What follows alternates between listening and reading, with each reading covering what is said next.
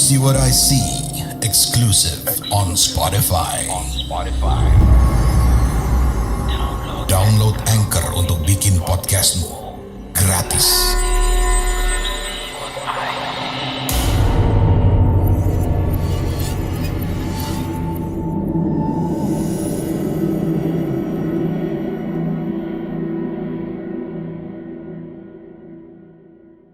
Halo warga Desa Sukawati, kembali lagi bersama saya Rizwanda Pramata dalam episode Kamis Misteri.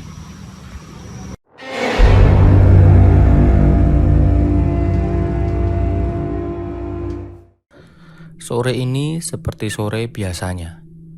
Aku lelah usai seharian kerja di kantor. Pulang pun harus bermacet-macetan di jalan. Kukira aku bisa sampai di apartemen sebelum gelap.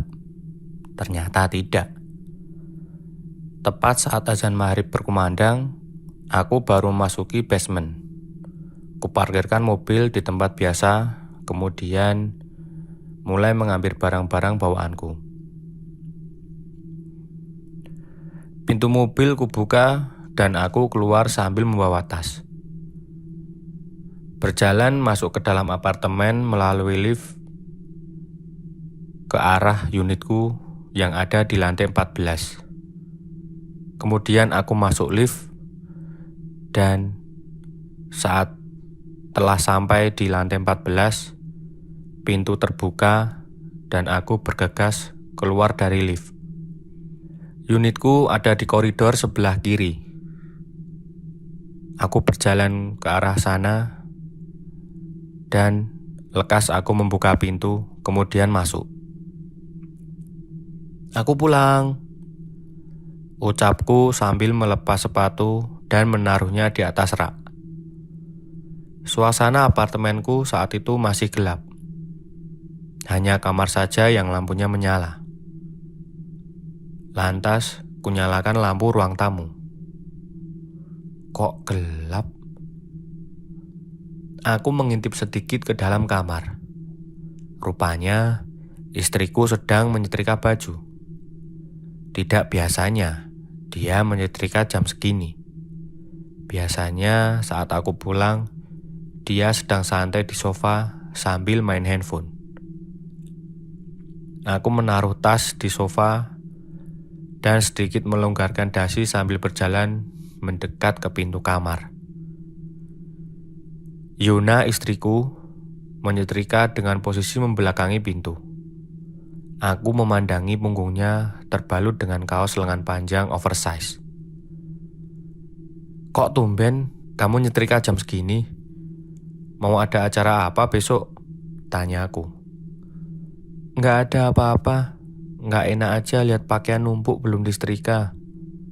Jadi sempit. Jawabnya tanpa menoleh ke arahku dan terus menyetrika. Mau ku bantu? Tanyaku. Gak usah, kamu kan baru pulang, ucap Yuna. Tapi kalau boleh, jemuran yang di balkon tolong diangkat ya. Hihihi. Loh, udah gelap gini belum diangkat? Bentar ya. Kemudian aku berjalan meninggalkan pintu kamar untuk menuju ke balkon. Kubuka pintu geser yang mengarah ke balkon. Angin kencang berhembus masuk saat kubuka. Pemandangan langit senja Jakarta terlihat cantik dari sini. Benar saja, ada 2 jemuran pakaian menggantung di sana. Untung saja belum tertiup angin dan buru-buru aku mengangkatnya. Tut, tutut, tut, tutut. Tiba-tiba handphone di saku celanaku berbunyi. Aduh, jangan-jangan telepon dari kantor, gumamku dengan nada malas. Aku menaruh 2 pakaian tadi di meja kecil di balkon. Ku ambil handphone dari dalam saku celana dan aku mengangkat telepon itu. Terlihat ada panggilan masuk di sana. Ini bukan dari kantor, tapi dari Yuna, istriku. kenapa dia pakai telepon? Padahal teriak saja kan bisa kalau butuh apa-apa. Aku langsung saja mengangkat telepon darinya. "Apa sayang?" tanya aku. Mas di mana?" Yona malah berbalik tanya. "Di balkon. Kan tadi kamu suruh aku ambil jemuran," jawabku. "Aduh," terdengar Yona seperti mengeluh dengan nada panik. Siapa yang nyuruh, Mas?" "Kamu kenapa sih? Ini aku ke kamar sekarang deh, gak usah pakai telepon, aku matiin ya," kataku. "Jangan, Mas, jangan dimatiin dulu, please, tetap di balkon, jangan ke kamar," ujar Yona dengan tegas. Oke, kamu dengar penjelasan aku." "Oke, kenapa sih sayang?" Aku makin penasaran. Yona menarik nafas sembari berkata, "Yang di dalam kamar itu bukan aku," kata Yona yang semakin membuatku bingung. "Mas, aku lagi di rumah ibu di Cilandak. Maaf, aku baru ngabarin sekarang." "Hah? Rumah ibu?" Saat itu aku semakin bingung dengan penjelasan istriku. "Iya, Mas, aku juga ketemu sama sosok yang mirip aku tadi di kamar. Setelah ketemu dia, aku panik dan aku langsung kabur ke rumah ibu." Yona menjelaskannya kepadaku. "Mas, sekarang kamu mending keluar apartemen, gak usah ke kamar.